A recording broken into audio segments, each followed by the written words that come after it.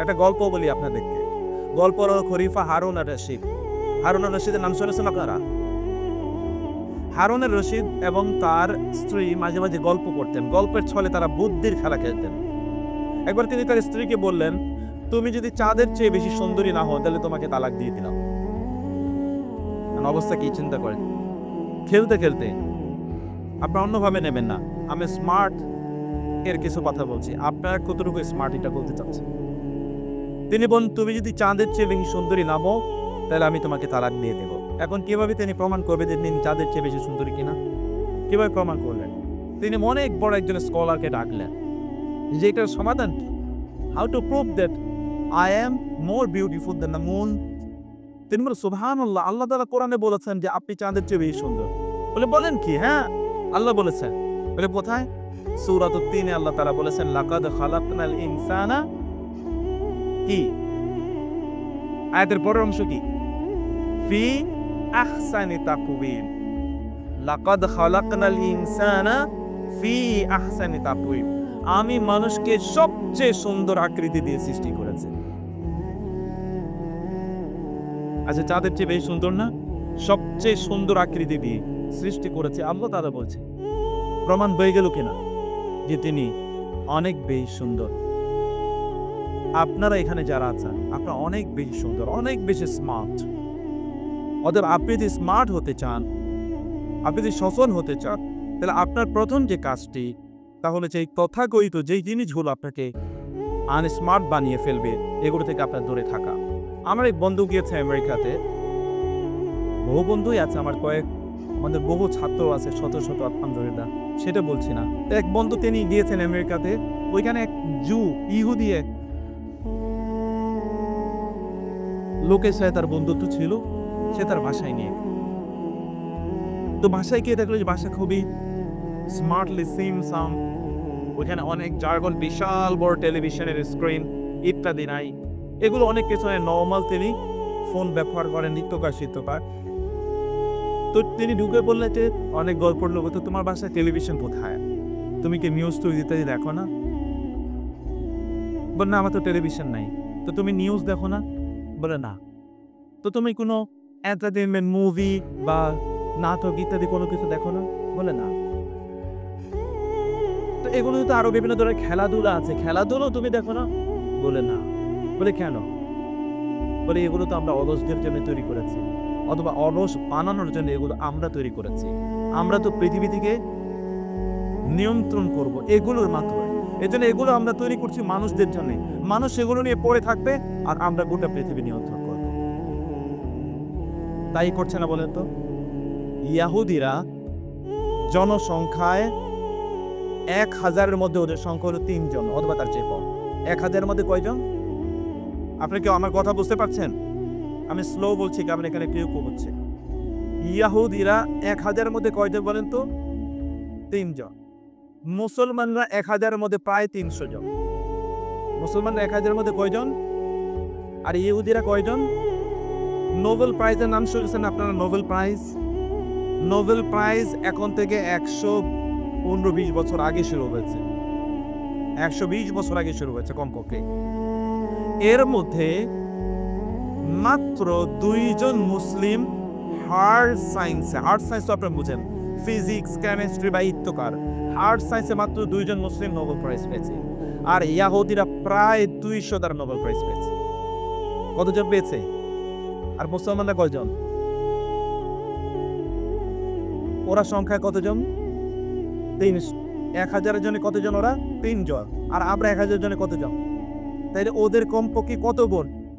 ওদের তো প্রায় 100 গুণ বেশি নোবেল প্রাইজ আমাদের পাওয়ার কথা ছিল না? তারা যদি পেয়ে থাকে 200, তাহলে আমাদের পাওয়ার কথা ছিল কমপক্ষে, আমরা কই? আমরা তো মাত্র 2 জন। তাহলে স্মার্ট কারা? অথচ স্মার্ট হওয়ার কথা ছিল আমাদের। এই যে আপনারা যারা আছেন না এখানে, আপনাদের পূর্বপুরুষরা যেই জায়গায় আপনারা বসে আছেন, মানে এই বাংলাদেশের কথা বলছি, এই ইন্ডিয়ান সাবকন্টিনেন্টের কথা বলছি, যখন ব্রিটিশরা ইন্ডিয়াকে ভাগ করেনি, যখন শ্রীলঙ্কা, এই যে আপনাদের মায়ানমার, যেটা আরাকান বলেন, এই বাংলা, পাকিস্তান এবং ভারত, এই দেশগুলো সব একসাথে ছিল, সেই সময় আপনাদের পূর্বপুরুষরা এখানে শাসন করেছে 800 বছরের মতো। কত বছর? 800 বছরের মতো শাসন করেছে আপনাদের পূর্বপুরুষরা। গোটা পৃথিবী আপনাদের পূর্বপুরুষরা প্রায় 1200 বছরের মতো শাসন করছে গোটা পৃথিবী। এমনকি দ্বিতীয় বিশ্বযুদ্ধ পর্যন্ত, প্রথম বিশ্বযুদ্ধ তো অবশ্যই, দ্বিতীয় বিশ্বযুদ্ধ পর্যন্ত পৃথিবীতে অন্যতম একটা পরাশক্তি হচ্ছে আপনাদের মুসলিমরা, আপনাদের পূর্বপুরুষরা। কিন্তু এখন আমরা কোথায়? এখন পৃথিবীতে সবচেয়ে বেশি মার খায় যে জাতি, সেই জাতির নাম কি? যেখানেই আছে সেখানেই দেখবেন আপনি ইসলাম যারা বলে বা করে তারাই সবচেয়ে বেশি নির্যাতিত অথবা নিপীড়িত। আপনি জানেন এই যে পৃথিবীতে মেডিকেল সায়েন্স, মেডিসিন এই শব্দটা কোথেকে এসে জানেন আপনারা? এই শব্দটা আরবি শব্দ মেডিসিন।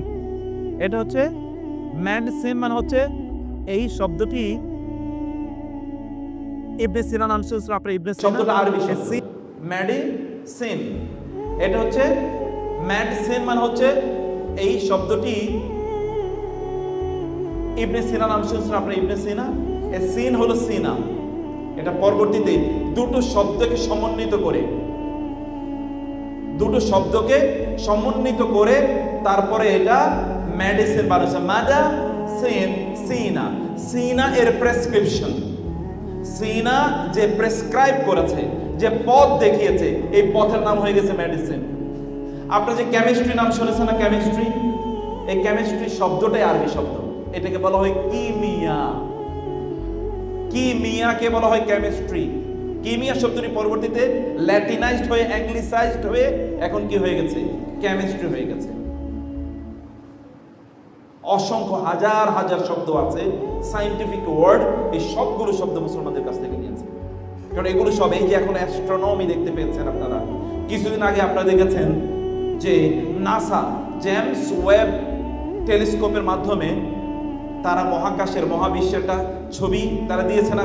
গোটা পৃথিবী হইচই ফেলে দিয়েছে যে 1300 বিলিয়ন লাইট ইয়ার্সের পূর্বে যখন বিগ ব্যাং তাদের ভাষায়, তখন কিভাবে এই জগতের অবস্থা বা মহাকাশের অবস্থা তখন কি ছিল তার একটা ছবি তারা প্রকাশ করেছে।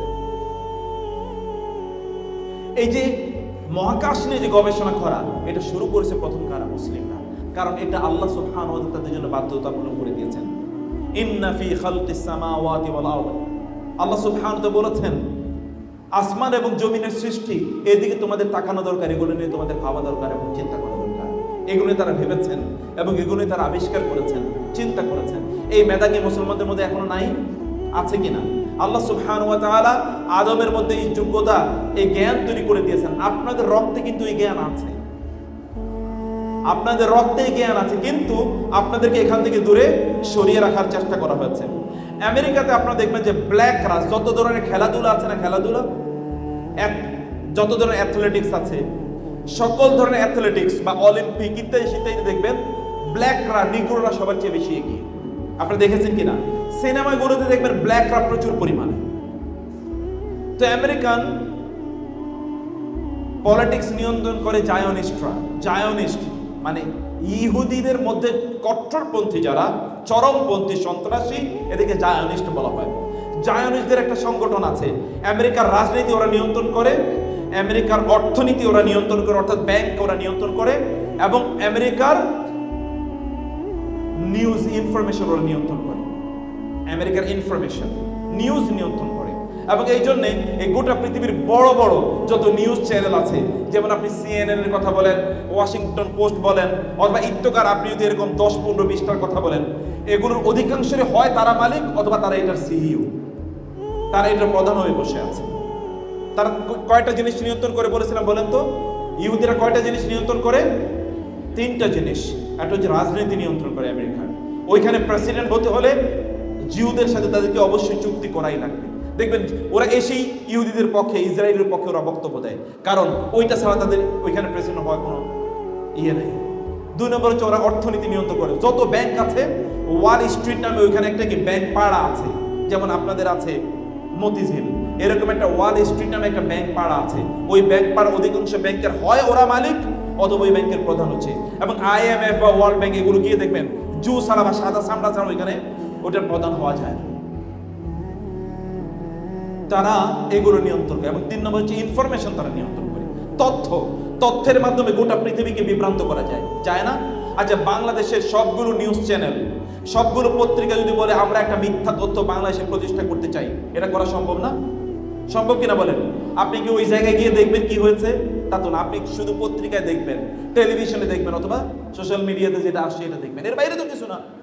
আপনি শুধু ওই জায়গা থেকে তথ্য সংগ্রহ করেন, তারা জানে কি করতে হবে, এরা এটাকে নিয়ন্ত্রণ করে থাকে।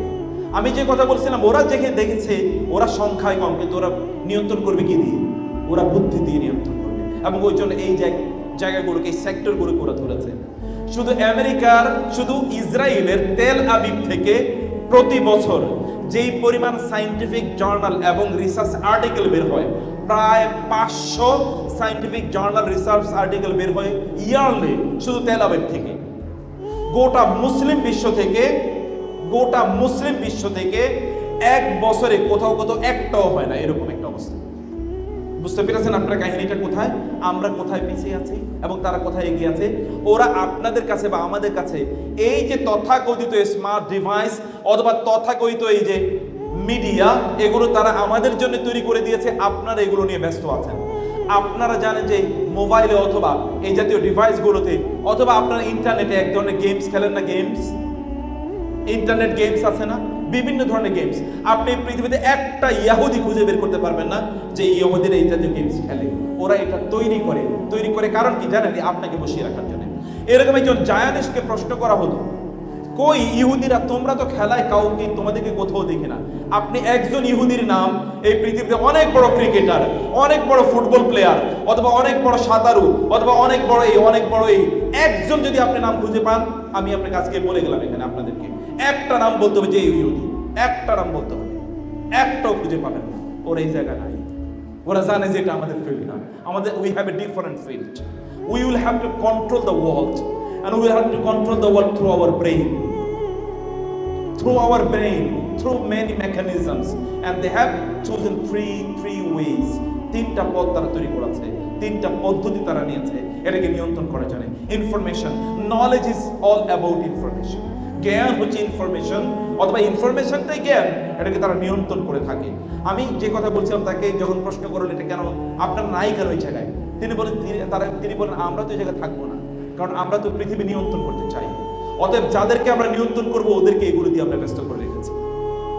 অতএব ব্ল্যাকরা যেন কেবলমাত্র তারা কি গান বাদ্য, আপনারা মাইকেল জ্যাকসনের নাম শুনেছেন না? মাইকেল জ্যাকসন কি আসলে পপ স্টার, কিন্তু সে কি হোয়াইট অর ব্ল্যাক? আপনার আরো যত খুঁজবেন, যত দেখবেন, সব এরকম অবস্থা। ওরা ওদেরকে ওই জায়গায় তারা কনফাইন করে রেখেছে যে এর বাইরে তাদেরকে যেতেই দেবে না। আপনারা কি এরকম হতে চান? আপনারা কি স্মার্ট হতে চান না আনস্মার্ট হতে চান? আপনারা বুঝেন না আমার কথা? স্মার্ট হতে চান নাকি আনস্মার্ট হতে চান? স্মার্ট যদি আপনারা হতে চান অথবা আপনারা যদি সফল হতে চান, তাহলে আপনাদের প্রথম যে কাজটি করা লাগবে আমি বলছিলাম, তা হলো যেইগুলো আপনাকে আননেসেসারিলি আপনার সবচেয়ে গুরুত্বপূর্ণ সময়গুলো ধ্বংস করে দেবে, এগুলো থেকে আপনাকে অবশ্যই দূরে থাকা লাগবে। এগুলো থেকে কি করতে হবে? দূরে থাকতে হবে আপনাকে। এবং আপনার সময়টাকে মোস্ট প্রোডাক্টিভ ওয়েতে আপনার সময়টা ব্যয় করা দরকার। কিভাবে ব্যয় করবেন আমি ঠিক সেই কথাটি বলবো। আমাদের শেখ স্যার আছেন, স্যারও কথা বলবেন। আমাদের ওস্তাদ ডক্টর সাইফুল্লাহ হাফিজাউল্লাহ তিনি অবশ্যই চলে আসবেন, তিনি কথাবার্তা বলবেন। তারা আসার আগে আমি কয়েকটি বিষয় আপনাদের দৃষ্টি আকর্ষণ করতে, আমি যে কথা বলছিলাম প্রথমে, যে আপনি যদি সবচেয়ে সফল হতে চান, আপনি যদি আপনার নিজকে পরিবর্তন করতে চান, তাহলে আপনার প্রথম যে কাজটি, সেই কাজটি হলো যেগুলো আনপ্রোডাক্টিভ এগুলো থেকে আপনি আপনার নিজকে বিরত রাখবেন এবং আপনি আপনার নিজকে দূরে রাখবেন। 2 নম্বর কাজ হচ্ছে যে আপনারা যারা ছেলেরা আছেন এখানে, আপনারা সালাত আদায় করেন না এরকম কেউ আছেন এখানে? নামাজ পড়েন না এরকম কেউ আছেন এখানে? আচ্ছা, একজন মুসলিম কি নামাজ না পড়ে থাকতে পারে বলেন তো? একজন মুসলিম যদি সবচেয়ে প্রোডাক্টিভ হতে হয়, তাহলে তাকে কি করতে হবে বলেন তো? সালাত আদায় করতে হবে। নামাজ যারা পড়েছে তাদের চেয়ে প্রোডাক্টিভ এই পৃথিবীতে আর কেউ হতে পারে না, বিশ্বাস করুন। তাদের চেয়ে প্রোডাক্টিভ কেউ হতে পারে না। আপনি এই যে আমি এখন বললাম, আপনারা কিছুক্ষণ পরে বাসায় গিয়ে ইন্টারনেটে সার্চ দেবেন এই পৃথিবীর এই সময়ের সবচেয়ে সফল মানুষদের তালিকা। আপনার যদি সফল মানুষদের তালিকার কথা বলা হয়, আপনি নিশ্চয়ই ওয়ারেন বাফেটের কথা বলবেন, অথবা কি মার্কস জাগার বার্গের কথা বলবেন, তাই না? অথবা এরকম প্রচুর পরিমাণ সম্পদের মালিক যারা, তাদের নাম বলবেন না? ওরা দেখেন তো ওদের দিনটা কখন শুরু করে, ওদের সকালটা ওরা কখন শুরু করে, একবার দেখবেন 9টা পর্যন্ত ঘুমিয়ে, যদি ভোর যদি 5টায় হয় তাহলে ওরা হয় 3:30 অথবা 4টায় তারা ঘুম থেকে উঠে যায়। এরপর থেকে দে স্টার্ট দেয়ার ওয়ার্কিং। এই পৃথিবীর সবচেয়ে উন্নত জাতি এর মধ্যে একটা জাতি হলো জাপান, তাই না? বেসিক্যালি যারা পৃথিবীর সবচেয়ে উন্নত, এই পূর্বে এইদিকে আর ওইদিকে পশ্চিমে আমেরিকা। আমার আজকেও আমি আসার সময় কথা বলে আসছিলাম, আমি কিছু ক্লাস নিয়ে, যে ক্লাসগুলো ধরেন বাংলাদেশের টাইম এটা হয় 4টার দিকে, রাত 4টার দিকে, মানে বিকাল 4টার দিকে। আমেরিকার কোনো জায়গায় তখন সময় হয় ভোর 3টা, কোথাও 4টা, কোথাও 5টা, যেহেতু 10 ঘন্টা, 11 ঘন্টা, 12 ঘন্টা, 13 ঘন্টা, 14 ঘন্টা এরকম ডিফারেন্স আছে, মাইনাসে কখনো এইরকম হয়। এই লোকগুলো সেখানে জেগে তারা ক্লাস করে, ওরা ঘুমায় হচ্ছে আর্লি, ঘুম থেকে উঠে কখন? আর্লি। আপনার ছোটবেলায় মুখস্থ করেছেন না, early to bed and early to rise makes a man healthy, wealthy and wise. এই আর্লি এর কথা কে শিখিয়েছে আমাদেরকে বলেন তো? মুহাম্মাদুর রাসূলুল্লাহ সাল্লাল্লাহু আলাইহি ওয়াসাল্লামের জীবনের ঘটনা আপনারা এরকম অনেক জানেন। আগামীকাল সকালে সবার আগে এই কাবাতে যিনি প্রবেশ করবেন তিনি আমাদের মধ্যে সমাধান করে দেবেন, এরকম একটা ঘটনা ঘটেছিল না? ওই হাজারে আসওয়াদ কালো পাথর কে রাখবে এটা নিয়ে, সেখানে সর্বপ্রথম ওই মসজিদের প্রেমিজে কে ঢুকেছিলেন? মুহাম্মাদুর রাসূলুল্লাহ সাল্লাল্লাহু আলাইহি ওয়াসাল্লাম। ভোর হওয়ার আগে আমাদের একটা আজান দেওয়া হয়, নামাজের আজান। এই নামাজের নাম কি? ফজরের নামাজ। ফজর কি সূর্য ওঠার পরে নাকি সূর্য ওঠার আগে? মুসলমানদেরকে বাধ্যতামূলকভাবে ডাইনামিক হওয়া লাগে না? মুসলমানকে বাধ্যতামূলকভাবে তাকে কি হতে হয়? ডাইনামিক হওয়া লাগে, তাকে প্রচন্ড স্মার্ট হওয়া লাগে। তা তো ভোরের বেলা ঘুম থেকে, তাকে তো ভোরে ঘুমানোর সুযোগই নেই তার, কারণ তার ফজরের নামাজ আছে তার। সে ভোরে কিভাবে ঘুমায়? ভোরের অনেক আগে তাকে উঠা লাগে। সে আগে কখন জানেন? সালাতুত তাহাজ্জুদ আদায় করার জন্য। এখানে আপনারা সালাতুত তাহাজ্জুদ আদায় করেন, এরকম লোক আছেন না আপনারা? আমার ছোট ছোট মা বোনের মেয়েরা এখানে আছো, তোমরা এখানে ছোট ছোট বাবারা তোমরা আছো, তোমরা কি তাহাজ্জুদের নামাজের জন্য কখনো উঠেছো? যদি না উঠে থাকো, আমি তোমাদেরকে আজকে বলবো, প্লিজ তাহাজ্জুদের নামাজ একবার উঠে দেবে। পৃথিবীতে এর চেয়ে প্রশান্তি কোথাও, এর চেয়ে প্রশান্তি কোথাও নাই। তুমি একবার উঠেই দেখো আল্লাহ সুবহানাহু ওয়া তাআলা কি ডায়নামিক তোমার জীবনটাকে করে দেবে। এই সফল লোকগুলোর জীবন কেবল পড়লেই চলবে না, তুমি রাতের বেলা জাগ্রত থাকবে আর দিনের বেলা তুমি ঘুমাবে। তুমি সফল হবে আর তুমি স্মার্ট হবে, এটা কখনোই হবে না। তোমাকে সত্যিকার অর্থে আল্লাহ তাআলা রাত কেন দিয়েছেন বলো তো? আল্লাহ রাত কেন দিয়েছেন? ঘুমানোর জন্য নাকি কাজ করার জন্য? দিন কেন দিয়েছেন? আল্লাহ সুবহানাহু ওয়া তাআলা কি আমাদের চেয়ে কম বুঝেন কখন ঘুমানো দরকার, কখন কাজ করা দরকার? আল্লাহ সুবহানাহু ওয়া তাআলা জানেন। আমি জন্য তোমাদেরকে বলবো, তোমরা যদি জীবনে সফল হতে চাও তাহলে তোমাদের রাতের একটা অংশ আল্লাহর জন্য নির্ধারণ করে দাও, একটা অংশ, এবং সেটা গভীর রাত, সেটা ভোর রাত। ফজর তো পড়বেই জামাতে ইনশাআল্লাহ, কিন্তু তার আগে তোমরা ঘুম থেকে উঠবে এবং উঠে তোমরা জামাতে সালাত আদায় করবে। এবং দিনের যে শুরুটা, তোমরা ছোটবেলায় পড়ে এসছো না যে early birds catches the, early bird catches the, এটা তোমরা পড়েছো, ক্যাচেস দ্য ওয়ার্ম। অর্থাৎ যেই পাখি সকালে ঘুম থেকে উঠে ও কি পায়? ও আসলে পোকামাকড় অথবা খাবার পায়, যে পরে ঘুম থেকে উঠে তো পায় না। এটা তোমরা ছোটবেলা, এটা তোমরা হিসেবে, প্রবাদ বাক্য হিসেবে পড়েছো।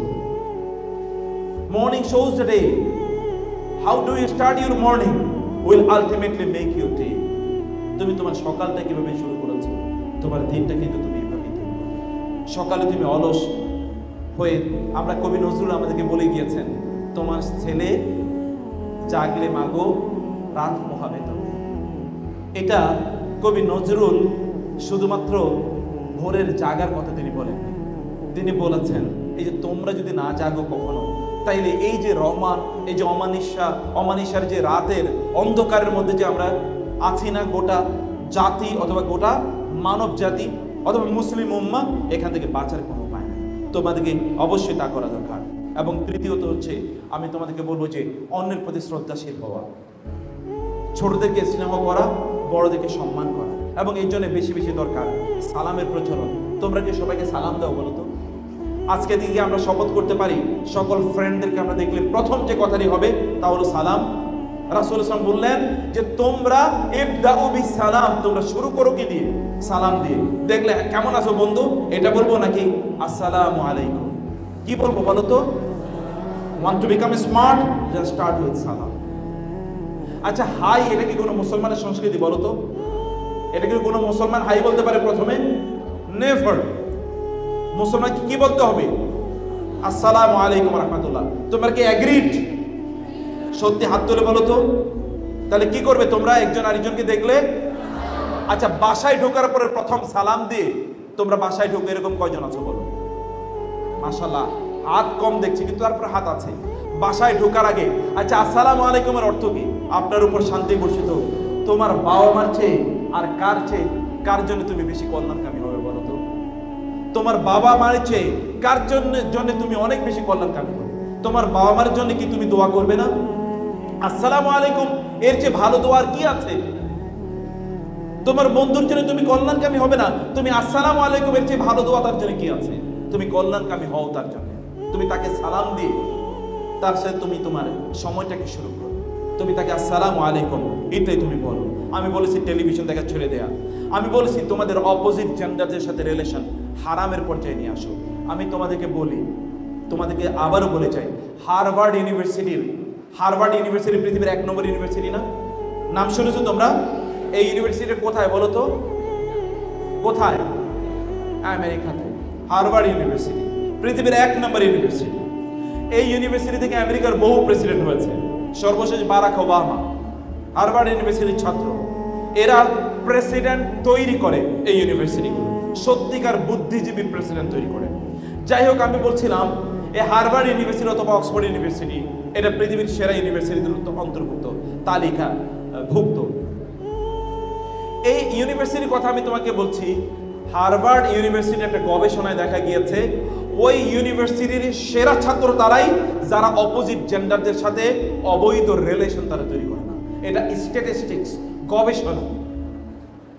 গবেষণার কথা বলছি। গবেষণায় তারা দেখিয়েছে those who are not maintaining illegal relation with the opposite gender, they are the best student, most successful student, highly performing student in these universities. তোমরা কি হাইলি পারফর্মিং হতে পারো না? হতে চাও না? হতে চাও কিনা? তুমি অন্যের সাথে গল্প করে যে সময়টা কাটাবে, এই সময়টা তোমার পড়াশোনার মধ্যে তুমি কাটাও না।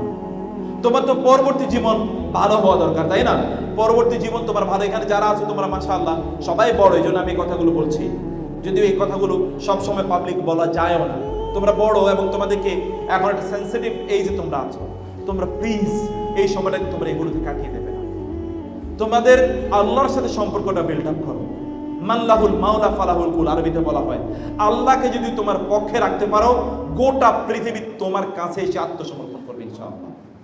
পৃথিবীর সবচেয়ে বড় প্রবলেমটা হলো মানুষ তার নিজকে নিয়ন্ত্রণ করতে পারে না। এটা পৃথিবীর সবচেয়ে বড় প্রবলেম। তুমি তোমার নিজকে নিয়ন্ত্রণ করা শেখো। তোমার নিজকে নিয়ন্ত্রণ করা শেখো। অপ্রয়োজনীয় কথা বলা থেকে তোমার নিজকে তুমি রক্ষা করো। আমি হাদিসের এই কথা দিয়ে শুরু করেছিলাম, মিন হুসনি ইসলামিল মারই তারকুহু মা লা ইয়ানি। একজন মুসলিমের তার দ্বীনের শ্রেষ্ঠত্ব হচ্ছে যে অপ্রয়োজনীয় জিনিস থেকে সে তার নিজকে বিরত রাখে। আমি তোমাদেরকে একটা ফর্মুলা বলে যাই, তোমরা কতটুকু ইংরেজি জানো আমি জানি না, কিন্তু আমি বিশ্বাস করি গিয়াসউদ্দিন স্যার যে স্বপ্ন দেখেন তোমরা অনেক স্মার্টলি ইংলিশ বলবে,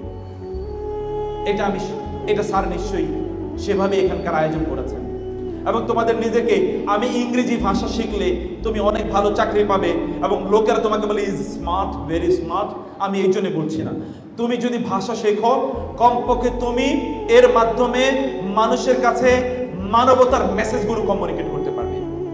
মোস্ট অফ দ্য পিপল, যেহেতু এটা international language, it has become common day language, এটা এখন কমন প্লেস ল্যাঙ্গুয়েজ হয়ে গেছে।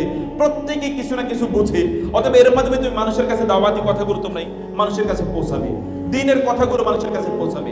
এই জন্যে তুমি ভাষাটি শিখবে। আমি তোমাদেরকে বলি, যদি তোমরা কমপক্ষে এই তথাকথিত আনপ্রোডাক্টিভ ওয়ে থেকে তোমাদের সময়কে ডেইলি 1 ঘন্টা কাট অফ করে যদি তোমরা এই ভাষা শেখার জন্য ব্যবহার করো, তোমরা, আমি গ্যারান্টি দিচ্ছি তোমাদেরকে, তোমরা 6 মাসের মধ্যে ইংরেজি ভাষার জাহাজ হয়ে যেতে পারবে ইনশাআল্লাহ।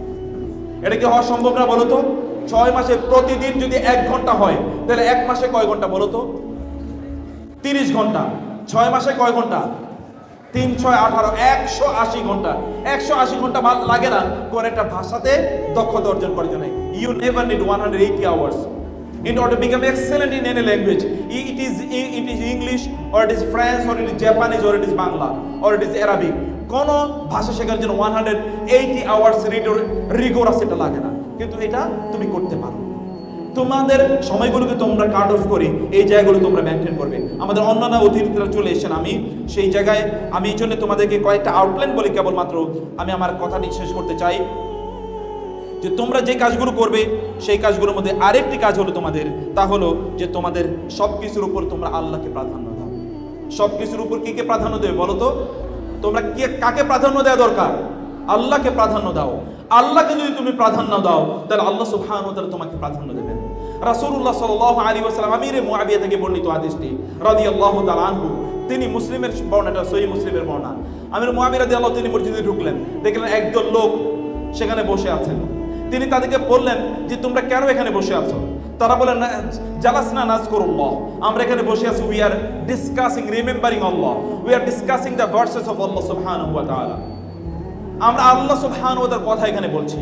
তখন তিনি তাদেরকে বললেন আমি আল্লাহর কসম করে তোমাদেরকে জিজ্ঞেস করছি, মা আজলাসাকুম ইল্লা যালিক, এইটা ছাড়া অন্য কোনো উদ্দেশ্যে তোমরা এখানে বসোনি? তারা বলল না, অন্য কোনো উদ্দেশ্যে বসেনি। তিনি বলেন আমি তোমাদেরকে এই কথা তুহমাত আল্লাকুম, তোমাদের বিরুদ্ধে কোনো অভিযোগ অপবাদ দেওয়ার জন্য আমি তোমাদেরকে এটা প্রশ্ন করিনি, বরং আমি শুনেছি রাসূলুল্লাহ সাল্লাল্লাহু আলাইহি ওয়াসাল্লাম তিনি মসজিদে ঢুকেছিলেন, তিনিও দেখলেন একটা এরকম একটা জটলা এখানে বসে আছেন, তিনিও আমি তোমাদেরকে যেরকম প্রশ্ন করেছি তিনি তাদেরকে এরকম প্রশ্ন করেছেন, তোমরা কেন বসে আছো? তারা বলেন আমরা এখানে আল্লাহর স্মরণের জন্য বসে আছি, আল্লাহ সম্পর্কে এখানে আমরা আলোচনা করছি। তিনি বলেন তোমাদেরকে আমি আল্লাহর কসম করে বলছি এছাড়া আর কোনো কারণে তোমরা বসোনি? তারপরে না, অন্য কোনো কারণে আমরা এখানে বসিনি, কারণ আল্লাহর জন্য বসেছি। তিনি বলেন আমি তোমাদেরকে তোমাদের বিরুদ্ধে অপবাদ দেওয়ার জন্য, অভিযোগের জন্য আমি এটি জিজ্ঞেস করিনি। জিবরিল আমার কাছে কিছুক্ষণ আগে আসলো এবং এসে আমাকে বলল আল্লাহ সুবহানাহু ওয়া তাআলা ফেরেশতাদের সাথে তোমাদেরকে নিয়ে গর্ব করছেন। এটা মুসলিমের হাদিস, সহিহ মুসলিমের হাদিস। আল্লাহ ফেরেশতাদের সাথে তোমাদেরকে নিয়ে গর্ব করছেন। ইন্নাল্লাহু ইউবাহি বিকুমাল মালাইকা, আল্লাহ তোমাদেরকে নিয়ে গর্ব করছেন। তোমরা কি তোমাদের নিজেদেরকে এই জায়গায় নিয়ে যেতে পারো না? যা এই জায়গায় নিয়ে যেতে পারো না? তোমরা বলো তো, পারো কিনা? পারো, তাহলে করতে হবে তোমাদেরকে কি করতে হবে? আল্লাহর জন্য তোমাদের কিছু সময় বরাদ্দ করে রাখতে হবে। আল্লাহ সুবহানাহুর জন্য কিছু সময় বরাদ্দ করে রাখা। বাবা মার সাথে সম্পর্ক কেমন তোমাদের? সবাই যাদের সম্পর্ক খুবই ভালো তারা হাত তুলে দেখি, মাশাআল্লাহ, আলহামদুলিল্লাহ, প্রাণ জুড়িয়ে গেল। রাসূলুল্লাহ সাল্লাল্লাহু আলাইহি ওয়াসাল্লাম বলেছেন কেউ যদি চায় তার রিজিকের মধ্যে বারাকা হোক, তার হায়াতের মধ্যে বারাকা হোক, তাইলে সেই জন্য আত্মীয়তার সাথে আত্মীয়দের সাথে সম্পর্ক ভালো রাখে। পিতা মাতার চেয়ে পরম আত্মীয় কে আছে এই পৃথিবীতে? পিতা মাতার চেয়ে পরম আত্মীয় এই পৃথিবীতে আর কে আছে? পিতা মাতার সাথে সম্পর্ক ভালো রাখলে আল্লাহ সুবহানাহু ওয়া তাআলা তোমার হায়াতের মধ্যে বারাকা দেবেন এবং তোমার রিজিকের মধ্যে আল্লাহ তাআলা বারাকা দেবেন। এটা রাসূল সাল্লাল্লাহু আলাইহি ওয়াসাল্লাম বলেছেন সহিহ হাদিস। অতএব তোমাদের এই কাজটি করা দরকার, তাদের সাথে সম্পর্ক বাড়ানো। এবং সর্বশেষ যেটা তোমাদেরকে বলবো তা হলো যে তোমরা কোরআন তেলাওয়াত করো। কোরআন তেলাওয়াত করতে পারো না এরকম কেউ আছো এখানে? কোরআন তেলাওয়াত করতে পারো না? আমি তো ওকে দেখে মুগ্ধ হয়েছি তার তেলাওয়াত শুনে। আমার বিশ্বাস সবাই এরকম সুন্দর করে তেলাওয়াত করতে পারে। এরকম তেলাওয়াত করতে পারা উচিত না আমাদের সবার? ইনশাআল্লাহ সুন্দর করে কোরআন তেলাওয়াত করো। তুমি যদি আল্লাহর সাথে কথা বলতে চাও তাহলে নামাজে দাঁড়িয়ে যাও, আর তুমি যদি চাও যে আল্লাহ তোমার সাথে কথা বলো তাহলে কি করবে বলো? তাহলে কি করবে? কোরআন তেলাওয়াত করবে। যদি তুমি চাও আল্লাহ তোমার সাথে কথা বলো তাহলে তোমার কাজ কি? তাহলে কোরআন তেলাওয়াত করা। তোমরা এই কাজগুলো করবে। আমি 5 মিনিটের মধ্যে বাকি কয়েকটা প্রেসক্রিপশন দিয়ে তোমাদেরকে আমি শেষ করতে চাই। তাহলে যে সোশ্যাল মিডিয়া, এই সময়ের সবচেয়ে বড় ভাইরাসের নাম হলো সোশ্যাল মিডিয়া। ভাইরাস বুঝো তো? এই ভাইরাস করোনা ভাইরাসের চেয়ে মোর ডিস্ট্রাকটিভ। এই ভাইরাসের নাম কি? Social media. এটার নাম যারা সোশ্যাল মিডিয়া দিয়েছে নিশ্চয়ই তারা একটা জায়গায় ভুল করেছে। এটার নাম পুরোটাই হলো আনসোশ্যাল মিডিয়া। এটার নাম কি? Unsocial media. এই মিডিয়া মানুষকে প্রচন্ডভাবে সোসাইটি থেকে কাট অফ করে দেয়, প্রচন্ড ভাবে সোসাইটি থেকে কাট অফ করে দেয়। আগে তোমার বাবাকে জিজ্ঞেস করে দেখো, তোমার বাবা তোমার আত্মীয় স্বজনের সবাইকে চিনতেন এবং নাম জানতেন, তাদের প্রত্যেকের সাথে তার সাক্ষাৎ হতো, এবং তোমার বাবার বিপদ হলে তোমার দাদার বিপদ হলে কমপক্ষে 10টা লোক এগিয়ে আসতো দৌড়ে। গতকালও তোমরা দেখেছো যে ফ্লাইওভারের শার্টার পড়ে মানুষ মারা গিয়েছে না? ওই লোকগুলোকে উদ্ধার করার চেয়ে সেখানে ছবি তুলে সোশ্যাল মিডিয়াতে দেওয়ার প্রতিযোগিতা ছিল অনেক অনেক বেশি। কিছুদিন আগে বাংলাদেশে এরকম একটা ছবি ভাইরাল হয়েছিল। একটা মেয়ে, একজন নারী, তিনি যাচ্ছিলেন, তাকে ছিনতাই করছে। ওই নারীকে বাঁচানোর পরিবর্তে ওইখানে কয়েকশো লোক তারা কেবলমাত্র ওটা ভিডিও ধারণ করছে। একটাই প্রতিযোগিতা, কে এটাকে ধারণ করে কত দ্রুত সোশ্যাল মিডিয়াতে এটা আপলোড করে দেবে।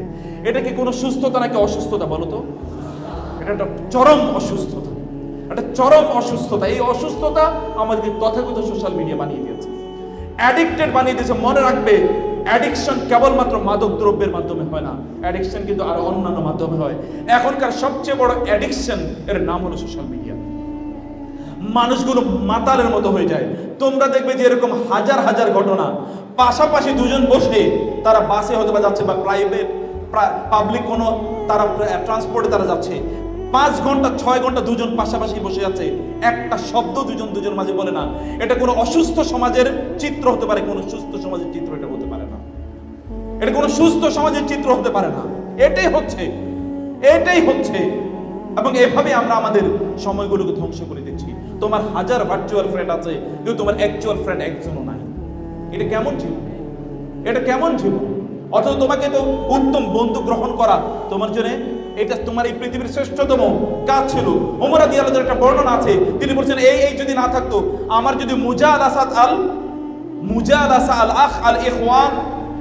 আমার যদি ভাই এমন গভীর বন্ধুত্বওয়ালা বন্ধুরা না থাকতো, ভাইরা না থাকতো, তাহলে এই পৃথিবীতে আমার বেঁচে থাকার স্বাদ থাকতো না। তো তোমার এরকম কয়জন বন্ধু আছে যারা অ্যাকচুয়াল ফ্রেন্ড, তোমার বিপদে ওরা সত্যিকার অর্থে এগিয়ে যাবে? সব ভার্চুয়াল ফ্রেন্ড, এদের কারোই খবর নাই। এটা এমন একটা সমাজ, অথবা এটা একটা বিশাল বড় একটা অ্যাডিকশন আমাদের জন্য তৈরি করছে। এই অ্যাডিকশন থেকে বাঁচতে হবে তোমাদেরকে। এটা একটা ভয়ঙ্কর অ্যাডিকশন এবং এটা একটা মরণ ফাঁদ তৈরি করেছে আমাদের জন্য। বাংলাদেশে কয়েকদিন পর্যন্ত দেখেছো না, প্রেমের টানে ওই দেশ থেকে এগিয়ে এসেছে। এটা কোনো মুসলমান সমাজের শব্দ হতে পারে? কোন মুসলমান সমাজে এরকম শব্দ কিভাবে উচ্চারিত হয়? সমাজ যদি পচে যায় তাইলে কেবলমাত্র এগুলো শব্দ উচ্চারিত হয়। আর মুসলিম তথাকথিত মুসলিম সাংবাদিকরা পর্যন্ত এগুলোকে ফলো করে প্রচার করে। আবার অনেকে এটাকে নিয়ে তারা এগুলোকে নিয়ে মজা তারা দেখে, এবং এগুলো অসুস্থ একটা সংস্কৃতি সমাজে তৈরি করে দিচ্ছে। কোত্থেকে এগুলো আসলো? এই তথাকথিত সোশ্যাল মিডিয়া পরিবারগুলোকে ধ্বংস করে দিচ্ছে। পরিবারগুলোকে তোমরা তো ছোট মানুষ, এখন তোমরা অনেক কিছু জানো না। বাংলাদেশের পরিবারগুলো প্রায় বিধ্বস্ত অবস্থায় আছে এই সোশ্যাল মিডিয়া। বাংলাদেশের মতো একটা কনজারভেটিভ সোসাইটিতে সোশ্যাল মিডিয়া যদি এমন করতে পারে, তাহলে অন্য দেশগুলো যেখানে কোনো পারিবারিক কোনো বন্ধনই নাই, সেখানে কোনো ফ্যামিলি বন্ডিংই নাই, ওই সমাজগুলোর অবস্থা কি বলো? সেগুলো আরো ধ্বংসের দ্বার প্রান্তে এগিয়ে গিয়েছে, সেগুলো ধ্বংসের দ্বার প্রান্তে চলে গেছে। এগুলোতে বাঁচার জন্য তোমাদেরকে সোশ্যাল মিডিয়া, এই আনসোশ্যাল মিডিয়া, এগুলো থেকে তোমাদেরকে দূরে থাকতে হবে। এই গোটা পৃথিবীকে অস্থির করে রাখছে এই তথাকথিত সোশ্যাল মিডিয়া। বিশ্বাস করো, গোটা পৃথিবীকে অস্থির করে রাখছে। এত মিথ্যাচার কেবলমাত্র সোশ্যাল মিডিয়ার মাধ্যমে ছড়ায়। আচ্ছা, সোশ্যাল মিডিয়ার এত সংবাদ জেনে তোমার লাভ কি? তুমি তো তোমার নিজের ব্যাপারেই জানো না। সক্রেটিস নাকি বলেছে নো দাই সেলফ। এটা সক্রেটিস বলেছে না কে বলেছে আমার জানা দরকার নাই। আল্লাহ সুবহানাহু বলেছেন তুমি তোমার নিজের ব্যাপারে, অফি আনফুসিকুম, তোমার নিজের ব্যাপারে তুমি চিন্তা করো। আমার নিজের ব্যাপারে কি আমি কখনো চিন্তা করেছি? আল্লাহ সুবহানাহু ওয়া তাআলা বলেছেন ইয়া আইয়ুহাল ইনসান মা গাররাকা বিরাব্বিকাল কারীম আল্লাযী খালাকাকা ফাসাওয়াকা ফাআদালাক ফালইয়ানজুরিল ইনসানু মিম্মা খুলিকা মিম্মা ইন দাফিক ইয়াখরুজু মিন বাইনি সুলবি ওয়াত তারাইব। আল্লাহ তাআলা বলেছেন মানুষ তার নিজের সৃষ্টি সম্পর্কে চিন্তা করা দরকার। তাকে আমি কি থেকে সৃষ্টি করেছি, আমি তাকে কি থেকে সৃষ্টি করি? তুমি তো তোমার নিজেরই জানো না। তুমি গোটা পৃথিবী জেনে তোমার লাভ কি? অন্য কোথায় কি হচ্ছে না হচ্ছে এটা জেনে তোমার লাভ নাই। তোমার পূর্বপুরুষদেরকে, তোমার দাদা যদি বেঁচে থাকে, দাদি যদি বেঁচে থাকে, নানা বেঁচে থাকলে, নানি বেঁচে থাকলে, তাদেরকে একবার জিজ্ঞেস করে দেখো তাদের লাইফটা কেমন গিয়েছে। তারা প্রচন্ড শান্তির মধ্যে, প্রশান্তির মধ্যে তারা কাটিয়েছে। কিন্তু এখন কোনো শান্তি নাই, প্রশান্তি নাই। কয়েকদিন আগে তোমরা দেখেছো একটি ছেলে একজন মহিলাকে বিয়ে করেছে। মহিলার বয়স 40, ছেলের বয়স 20 বা 25। এবং সর্বশেষ ওই নারী আত্মহত্যা করেছে, এগুলো তোমরা শুনেছো না সোশ্যাল মিডিয়া। আচ্ছা, কেউ কি একজন তার চেয়ে একটু বেশি বয়সের কাউকে বিয়ে করতে পারে না? এটা কি ইসলাম নিষিদ্ধ করেছে? রাসূলুল্লাহ সাল্লাল্লাহু আলাইহি ওয়াসাল্লাম যখন খাদিজাকে বিয়ে করে রাদিয়াল্লাহু তাআলা আনহা, তখন অধিকাংশ বর্ণনা মতে খাদিজা রাদিয়াল্লাহু তাআলার বয়স তখন 40। এই বক্তব্যের ডিবেট আছে এখন। আধুনিক অনেক তথাকথিত অনেক স্কলাররা, তারা বিভিন্ন স্কলার এটা বলতে চায় যে না, বয়সের এইজ গ্যাপ এত বেশি ছিল না। এইজ গ্যাপ এত বেশি না থাকলেও খাদিজাতুল কুবরা রাদিয়াল্লাহু তাআলা আনহার বয়স রাসূলুল্লাহ সাল্লাল্লাহু আলাইহি ওয়াসাল্লামের চেয়ে বেশি ছিল, 15 না হলেও বেশি ছিল। এই ব্যাপারে কোনো দ্বিমত নাই। রাসূলুল্লাহ সাল্লাল্লাহু আলাইহি ওয়াসাল্লাম যদি তার চেয়ে বেশি বয়সের একজন নারীকে বিয়ে করতে পারেন, যিনি এর আগে তার স্বামী মারা গিয়েছেন, এরকম একজন নারী তার আগে বিয়ে হয়েছে অথচ তিনি তখন বিয়ে করেন নাই, তাহলে এটা কি সমাজে কোনো স্টিগমা? এটা কি কোনো অপরাধ নাকি? এটা নিয়ে কেন ট্রল করতে হবে, অথবা এটা নিয়ে কেন তাকে বিপদে থাকতে হবে এবং শেষ পর্যন্ত তাকে আত্মহত্যা করা লাগে? এটা কেমন সমাজ? এই সোশ্যাল মিডিয়া গোটা সমাজটাকে অস্থির করে দিয়েছে। এই মিডিয়ার পার্ট তোমার হওয়ার দরকার নেই প্লিজ। তার মানে কি তুমি মিডিয়ার পার্ট হবে না? সোশ্যাল মিডিয়াকে তুমি নিয়ন্ত্রণ করবে না? করবে, করবে, অবশ্যই করবে। তা কি জন্যে? তা তোমার কল্যাণের জন্য। For the sake of for example spreading Islam, আমরা সোশ্যাল মিডিয়া ব্যবহার করি, কিন্তু আমি তোমাদেরকে এখানে যারা আছো তোমাদেরকে আমি বলে যাই, আর বলা হয়, আরবরা বলে ইউরাফুর রাজুল বিসাদিকিহি, ইংরেজিতে বলা হয় a man is known by the company he keeps. তোমার বন্ধুদের মাধ্যমে তুমি পরিচিত হবে। আমি তোমাদেরকে বলি, তোমাদের ফেসবুকের প্রোফাইলটা আমাকে বলে দিও, একবার বলো, আমি প্রোফাইলটা দেখে বলে দেবো তুমি কেমন চরিত্রের মানুষ। আর কিচ্ছু বলা লাগবে না আমাকে। তুমি গত 20 দিন তোমার ফেসবুকে কি লিখেছো, কি বলেছো, এটাই বলে দাও what sort of personality you are. তুমি কেমন মানুষ, কেমন ব্যক্তিত্ব, এটা তারই প্রমাণ করে। উগ্রবাদীদের ফেসবুকে দেখবে উগ্র কথা বলছে, রাজনীতিবিদের ফেসবুকে গেলে তুমি রাজনীতি দেখবা, যে সিনেমা নাটক করে ওইখানে তার ওইটাই তুমি দেখতে পাবা, যে অশ্লীলতা করে ওর ফেসবুকে ওটাই প্রমোটেড হয়, আর যে দিনের কথা বলে তার ওইখানে কেবল দিনের কথা, কেবল কোরআনের কথা, হাদিসের কথা। অর্থাৎ তার ফেসবুকটা তার চরিত্র কিনা বলো তো? তার ফেসবুকটা তার ফেস, বুক না থাকলেও ফেস আছে। এখনকার ছাত্রদের মধ্যে একটাই আছে, ওরা বুক হারিয়ে ফেলছে, এখন শুধুমাত্র ফেসবুক নিয়ে আসে না এরকম। এখন বই বাদ, এখন শুধু ফেসবুক, বুক একটাই, তা হলো ফেসবুক। এটা না লাগে কোনো টেবিল, না লাগে কি কোনো কলম, কেবল একটা স্মার্টফোন থাকলেই চলে, আর কিছু লাগে না। এইরকম ফেসবুক তোমাদের দরকার নাই। মেক ইউর ফেস রিয়েল বুক। তোমার ফেসটাকে সত্যিকার তো তোমরা বই বানাও। ফেসবুক তোমরা ব্যবহার করতে পারো। আমি কেবলমাত্র ফিক অফ ফেসবুক অর্থাৎ ফেসবুক ব্যবহার কিছু মাসালা বলছি। আমি 1 নাম্বার মাসালা হলো ফেসবুক ব্যবহার করার আগে তোমার নিয়তটা ঠিক করো। আল্লাহর কসম করে বলছে, নিয়ত যদি তুমি ঠিক না করো, এটা তোমার কোনো কাজে লাগবে না, না দুনিয়াতে না আখিরাতে, বরং আখিরাতে গিয়ে তোমার জন্য ডেঞ্জারাস হয়ে যাবে। কারণ আল্লাহ সুবহানাহু তোমাকে বেহুদা তৈরি করে না, এমনি কোনো কাজ নাই। তোমরা কি মনে করছো আন্নাকুম খালাকনাকুম আবাসান ওয়া আন্নাকুম ইলাইনা লা তুরজাউন, যে আমি তোমাদেরকে এমনিই তৈরি করেছি আর তোমরা আমার কাছে ফিরে আসবে না? ফাতাআল্লাহুল মালিকুল হক লা ইলাহা ইল্লা হুয়া রাব্বুল আরশিল কারীম। আল্লাহ সুবহানাহু ওয়া তাআলা একটা বিশাল অবজেক্টিভ নিয়ে তোমাকে তৈরি করেছে। তুমি কেন সোশ্যাল মিডিয়া ব্যবহার করো, কেন ইউটিউব ব্যবহার করো, কেন ফেসবুক ব্যবহার, হোয়াট ইজ ইউর ইন্টেনশন? তোমার নিয়ত কি? একজন মুসলিম তো নিয়ত ছাড়া কোনো কাজ করতে পারে না। তার প্রত্যেক ইন্নামা লিকুল্লি মা নাওয়া, তার নিয়ত দরকার প্রত্যেকটা কাজের আগে। তোমার নিয়তটা কি? তোমার নিয়তটা ঠিক করে নাও। আমাকে একজন মাওলানা বলেছে, আমি খুবই প্যাথেটিকলি আবার খুব দুঃখের সাথে বলছি, তিনি বলছেন আমার ফেসবুক আমি ব্যবহার করি কেবল আমার ফেস প্রমোট করার জন্য। আমি বললাম লা ইলাহা ইল্লাল্লাহ ইউসজারু বিহা উলাই আন-নার। এই সকল লোকদেরকে নিয়ে হয়তো জাহান্নাম প্রথম উদ্বোধন করা হবে। আল্লাহ আমাদেরকে তাদের অন্তর্ভুক্ত না করুন, আল্লাহ আমাদেরকে তাদের অন্তর্ভুক্ত না করুন। বাংলাদেশের মানুষ তো এখন কোনটা জাহান্নাম কোনটা জান্নাত তাও বোঝে না। গতকাল একজন দোয়া করছে, আল্লাহ আমাকে তুমি জাহান্নামে একটা ভালো জায়গায় স্থান দিও। দোয়া করেছে না? কোনটা জান্নাত কোনটা জাহান্নাম এটাও বুঝে। কত বড় জাহেল হতে পারে মানুষ। আমি তোমাদেরকে বলছি যে তোমাদের সত্যিকার অর্থে তোমাদের বোঝা দরকার যে তুমি কেন এটা ব্যবহার করো, তোমার ইন্টেনশনটা কি, তোমার নিয়তটা কি। 2 নম্বর হচ্ছে, শোনো, একজন মুসলমান তার কিন্তু চোখকে নিয়ন্ত্রণ করা থাকে। তুমি যখন সোশ্যাল মিডিয়া স্ক্রল ডাউন করো তখন এখানে কি অশ্লীল ছবি আসে না বলো তো? আসে কিনা অশ্লীল ছবি? আর রাসূল বলেছে ফাইন্না জিনাল আইনি আন-নাসরু, তুমি চোখ দিয়েও তো জেনা করছো, তুমি তো বুঝতেই পারো না। ফেরেশতারা যে লিখে রাখছে তুমি জেনা করছো, তুমি বুঝতেও পারো না। এটা জেনা, চোখের জেনা আছে এখানে। তুমি দেখছো তোমার ফেসবুকে তোমার ছবিগুলো আপলোড করছো, ফেসবুকে কিন্তু রাসূল বলেছেন মুসলিমের হাদিস আল আইনু হাক্কুন, তোমার একটা চমৎকার ছবি তুমি সেখানে দিয়ে রাখলে এই ছবি দেখে অন্য কেউ তোমাকে কি করতে পারে, তোমার চোখ লাগাতে পারে এবং তুমি এর কারণে অসুস্থ হয়ে যেতে পারো। তুমি এর কারণে কি হতে পারো অসুস্থ, অপ্রয়োজনীয়, তোমার এটা দরকার নাই। তো তুমি কোথাও আড্ডা দিতে গিয়েছো, বন্ধু বান্ধবরা ঘুরতে গিয়েছো, সব ফেসবুকে জানাইতে হবে? আল্লাহরে দুই একটা জানাও না please. Communicate with Allah rather than with the people. তোমার 10টা 50টা 1000 10,000 10 কোটি লাইক করলে তোমার লাভ কি? এই পৃথিবীতে বহু লাইক খোর আছে, আমি তাদেরকে জানি। আল্লাহ সুবহানাহু ওয়া তাআলার দৃষ্টি তার এত ঘৃণিত যে জাহান্নামের সর্বনিম্ন জায়গায় ওদেরকে পাঠাইলো। জাহান্নামের কি? জাহান্নামের লস, জাহান্নাম চাইবে না যে আমি এদেরকে পাই। জাহান্নাম বলবে এদেরকে আমার কাছ থেকে দূরে সরানো হোক। এরকম লোকের লাইকের অভাব নাই, আছে না এরকম? তুমি সিনেমা নাটক যারা করে, অশ্লীলতা যারা করে, দেখবা লাইকের অভাব নাই।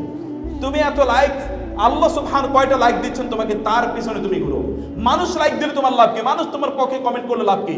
আল্লাহ তোমার পক্ষে কতটুকু কমেন্ট করছে? রুব্বা মারুফিন ফিস সামা মাজহুলিন ফিল আরদ ওয়া রুব্বা মাজহুলিন ফিল আরদি মারুফুন ফিস সামা। অনেক লোক আছে দুনিয়ার কেউ চেনে না, কিন্তু আল্লাহ তাআলা তাকে চেনেন, আসমানবাসীরা তাকে চেনে। অনেক লোক আছে দুনিয়ার সবাই তাকে চেনে, কিন্তু আল্লাহর আসমানে যারা আছে কেউ তাকে চেনে না। তুমি কি এমন মানুষ হতে চাও? না তুমি এমন হতে চাও যে তোমাকে কেউ চেনুক না চেনুক, কমপক্ষে তোমার রব তোমাকে চেনে এবং ফেরেশতারা তোমাকে চেনে, এটি তোমার জানা দরকার। লাস্ট যে কথাটি বলতে চাই তা হলো যে ফেসবুকে যা পাইছো তাই শেয়ার করে দিলা। একদল লোক আছে লাইক খোর, আরেক দল আছে শেয়ার খোর। এগুলো মদখোরের টাইপের। এগুলো কি খোর? এগুলো মদখোর, জুয়া খোর টাইপের। যা পায় তাই কি করে? শেয়ার করে। এটা শেয়ার খোর। যা পাইছে তাই খাইতেছে। সব কিছুকে শেয়ার করা যায়? কাফা বিল মারই কাযিবান আই ইউহাদ্দিসা বিকুল্লি মা সামিআ। হাদিসে এসে একজন ব্যক্তির মিথ্যাবাদী হওয়ার জন্য এতটুকু যথেষ্ট, যা শুনছে তাই প্রচার করে দিচ্ছে। আল্লাহ সুবহানাহু ওয়া তাআলা বলেন, ইযা জাআহুম আমরুম মিনাল আমনি আওয়াল খাউফি আযাউ বিহি। মুনাফিকদের ক্যারেক্টার হলো যা শুনে তাই প্রচার করে, কোনোদিন চেক করে দেখে না। আল্লাহ সুবহানাহু ওয়া তাআলা বলেন, যখন তোমাদের কাছে এমন কেউ আসে, বিনাবাইন ইযা জাআকুম ফাসিকুম বিনাবাইন ফাতাবায়ানু, তোমাদের দায়িত্ব হলো এগুলো তোমরা খবর নেওয়া, যে কে কি বলছে না বলছে, সত্যিকার অর্থে ঠিক বলছে কিনা, সেগুলো তোমাদের বোঝা দরকার এবং জানা দরকার। ফেসবুককে তোমরা অন্যের সাথে হারাম। আমি লাস্ট আবারও তোমাদেরকে বলি, আমার এখানে আমার মেয়ে এবং ছেলেদের তুল্য তোমরা প্লিজ এই সোশ্যাল মিডিয়াকে তোমরা হারাম কাজে ব্যবহার করো না। হারাম রিলেশন তৈরি করার জন্য তোমরা এটাকে ব্যবহার করো না প্লিজ। অপ্রয়োজনীয় কথা বলার জন্য এটা ব্যবহার করো। ফেসবুকে তোমার মনে কষ্ট, ফেসবুকে একটা পোস্ট দিলা, এই পোস্ট কাকে তুমি শোনাই না? মহান আল্লাহ যদি তোমার উপর অসন্তুষ্ট হয়ে যান, তুমি আমাকে বলেন এটাও কিন্তু শিরক হতে পারে। আমি বলে গেলাম, এখানে বড় শেখ বসে আছেন। তুমি আল্লাহকে শোনালে না অন্য মানুষকে শুনি, অন্য মানুষের কাছ থেকে সিম্পেথি পেতে চাও, আল্লাহকে তুমি চাইলে না। ওয়া আন্নাল মাসাজিদা লিল্লাহি ফালা তাদউ মা আল্লাহি আহাদা আম্মা ইউজিবুল মুত্তাররা ইযা দাআহু ওয়া ইয়াকশিফুস সু ওয়া ইয়াজআলুকুম খুলাফা আল আরদ ইলাহুম মা আল্লাহ। আল্লাহ ছাড়া তুমি কার সাহায্য চাও? সাহায্য তো করবেন তোমাকে আল্লাহ। তোমার কষ্টের কথা তুমি আল্লাহকে বলতে পারলে না? তুমি আল্লাহকে বলার আগে অন্য কাউকে বলো। তোমার ঈমান আসলে ইসলাম কোথায়? এগুলো কিসের ঈমান, কিসের ইসলাম? এগুলো কোনোটাই না। তুমি মানুষের কাছে দোয়া চাইতে পারো, that is a different issue, but you should seek the support of your lord first. তোমার রবের সাপোর্ট তোমাকে প্রথম চাওয়া দরকার এবং তার কাছে তোমাকে প্রথম ধারণা দেওয়া দরকার। অনেক ইস্যু ছিল আলোচনা, আমি কয়েকটি জায়গা থেকে ক্ষুদ্র ক্ষুদ্র কথা তোমাদেরকে বললাম। তোমরা এগুলোতে সব কিছুতে এগ্রিড তো নাকি? আমি সবাই কথা বলতে হবে, আমি কোরআন হাদিসের বাইরে কিচ্ছু বলি নাই। এগুলো সব কিছুতে এগ্রিড তো ইনশাআল্লাহ? এগুলো সব মেনে চলবে তো ইনশাআল্লাহ? তোমরা এমন মা হও যাদের পেট থেকে ওমর ইবনে আব্দুল আজিজরা জন্ম নেয়।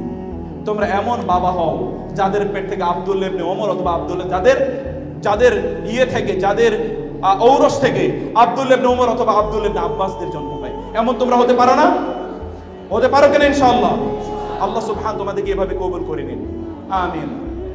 هذا وصلى الله سبحانه وتعالى نبينا محمد وعلى اله وصحبه اجمعين سبحانك اللهم وبحمدك اشهد ان لا اله الا انت استغفرك واتوب اليك والسلام عليكم ورحمه الله وبركاته.